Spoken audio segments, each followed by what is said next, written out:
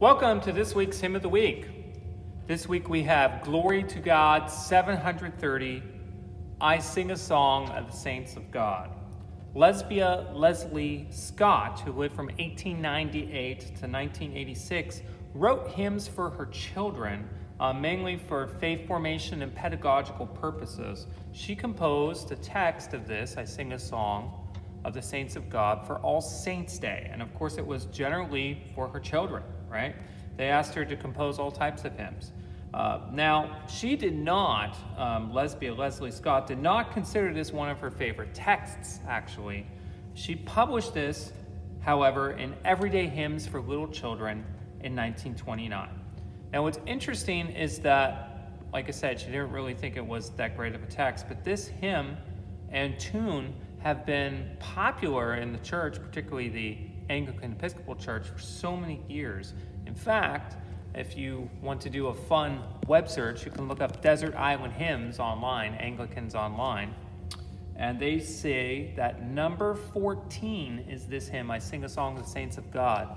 That's number 14 on the list of if they could pick one hymn to take to their desert island, they would select this hymn and tune. Isn't that interesting? And for those of you that really want to know, number one, I wrote it down, was I Bind Unto Myself Today. Lorica, the famous breastplate text.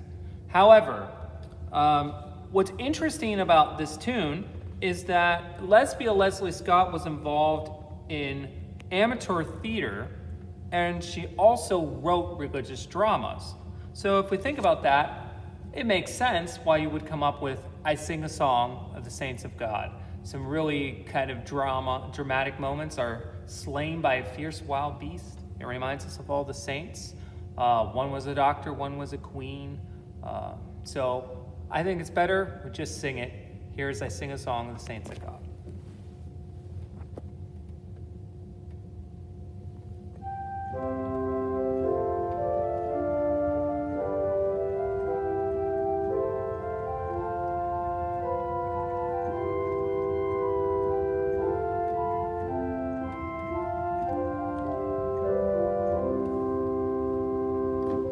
I sing a song of the saints of God, patient, brave, and true, who toiled and fought and lived and died for the Lord they loved and knew. And one was a doctor, and one was a queen, and one was a shepherdess on the green. They were all of them saints of God, and I mean God helping to be one too.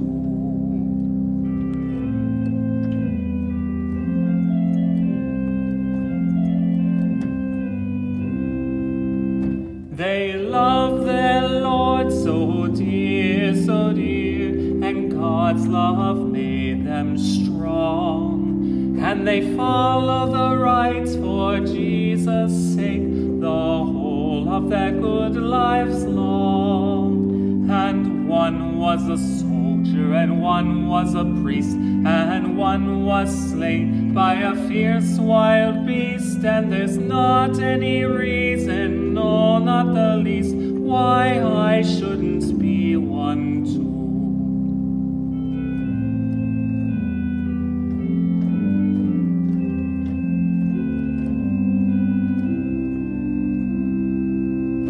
They lived not only in ages past, there are hundreds of thousands still. The world is bright with the joyous saints who love to do Jesus' will. You can meet them in school, in lanes or at sea, in church or in trains or in shops or at tea. For the saints of God are just folk like me, and I mean to be one too.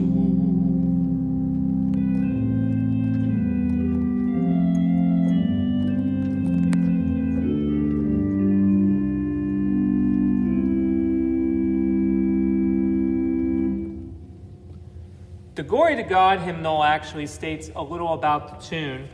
We have Grand Isle, and it says that the tune name honors the island in Vermont Lake Champlain, I believe, where the composer lived. So thank you very much for listening to Hymn of the Week. And hopefully you will sing this in honor of all our saints for the kingdom of Christ.